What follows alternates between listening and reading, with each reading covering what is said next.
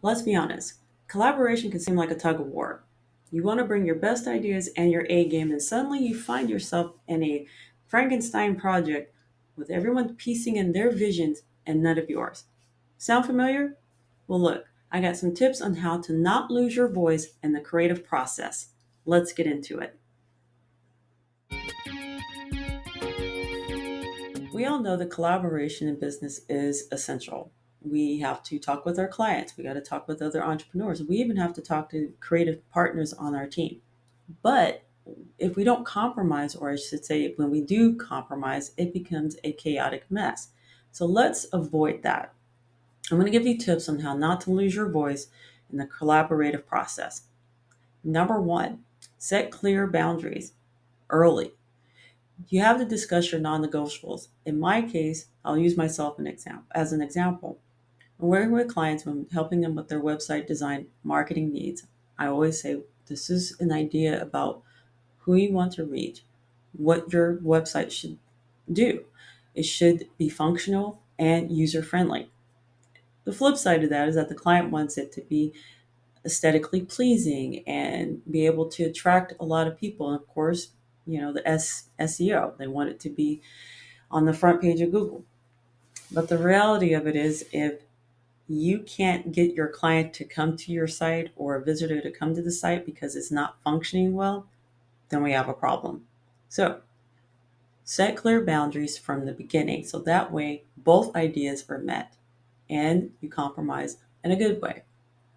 Number two, listen but don't disappear. Collaboration doesn't mean being a doormat. Trust me, we've all started off like that. So, yes, hear your client or your partner's vision, but filter in your expertise because you are the expert in what you do in your industry. And that's why they brought you in, because they wanted your perspective. So, when talking to clients, weave in what you think will be best for them, listen to them, but don't disappear. Don't lose your voice. And then give them your expert advice on what the project is. Number three, translate ideas into alignment.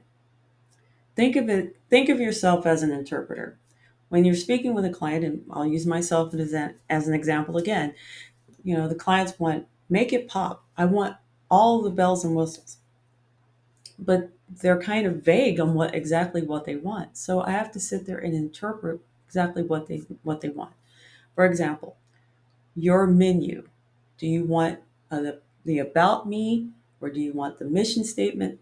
How do you want it to be laid out? And then once we get that laid out with my advice, how about we put the about me here? And then we talk about your mission statement and then how to reach you. So that way there is form and function. So, like I said, translate ideas into alignment. Your clients are going to want you to take whatever they're envisioning and put it into motion. So just remember that it's your job to shape those vague desires into strategy that reflects your brand. And then finally, keep your voice at its core. Whether it's a design aesthetic, your marketing tone, or your consulting style, anchor everything back to your tone. To your brand. That way it creates consistency and confidence because you are the expert. What your ideas are, what the client's needs have to coincide with each other, because if not, it's not going to mesh well at all. And then both of you are going to be looking upset at each other, and we don't want that. So just remember, keep your voice at its core when you are helping a client and giving them the services that they need. So I want to hear from you. What is one thing that you do to keep your voice from not being muddled or drawn out in a collaborative process? What do you do to stand out? I want to hear from you. So let's talk about it in the comments below. Don't forget to like, comment, and share the podcast whenever you see it or hear it.